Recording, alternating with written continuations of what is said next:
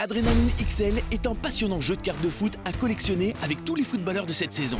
Comme dans un vrai match de foot, l'objectif est de battre votre adversaire en marquant le plus de buts. Il vous suffit de suivre ces règles et les conseils pour devenir un pro en un rien de temps. Vous marquez des buts en comparant la valeur d'une de vos cartes à celle de la carte choisie par votre adversaire. Les valeurs des attaques sont comparées aux valeurs des défenses et les valeurs de contrôle du jeu aux valeurs de contrôle du jeu adverse. La carte avec la valeur la plus élevée marque un but et lance l'attaque suivante. Chaque carte peut être jouée une seule fois pendant un match. Formez votre équipe. Avant de donner le coup d'envoi avec Panini Adrenaline XL, vous devez former votre équipe. Il vous faut 14 joueurs au total. Choisissez 10 joueurs de champ, un gardien de but et 3 remplaçants. Composez l'équipe la plus forte possible en utilisant vos cartes. Vous pouvez placer un maximum de 5 joueurs dans chaque zone du terrain. Après avoir choisi vos joueurs, vous devez créer votre formation. Par exemple 4-4-2, 4-3-3, 3-5-2 et ainsi de suite. Essayez d'opter pour le système le mieux adapté à vos joueurs. Si vous avez beaucoup de bons défenseurs, essayez une formation plus défensive. Si vous avez de bons attaquants, il est préférable d'opter pour une formation offensive. Commencez à jouer. Une fois que les adversaires ont choisi leur équipe, tirez à pile ou face pour décider qui commence. L'utilisateur qui commence peut choisir la valeur à jouer. Attaque, défense ou contrôle du jeu.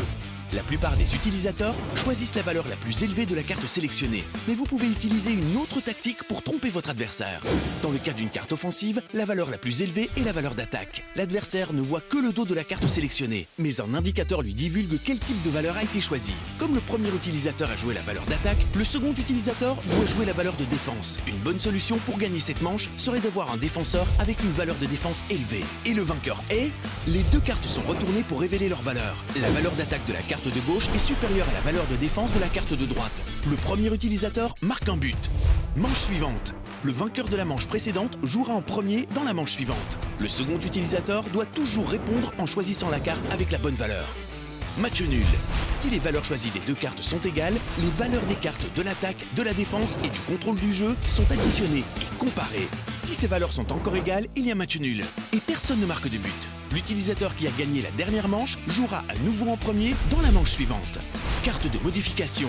Les utilisateurs peuvent utiliser les cartes de modification pour augmenter la valeur des cartes. Il y a des cartes de modification de tous les types. Par exemple, vous pouvez ajouter des points à vos valeurs d'attaque, de défense, de contrôle du jeu, etc.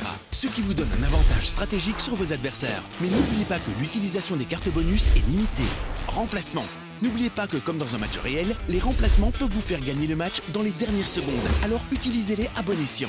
Vous disposez de 3 remplacements et vous pouvez les utiliser au début d'une manche avant de choisir un défenseur, un milieu de terrain ou un attaquant. Le match est terminé lorsque toutes les cartes ont été jouées ou lorsqu'un utilisateur a marqué suffisamment de buts pour que l'autre ne puisse plus atteindre le même score avec les cartes restantes. Amusez-vous!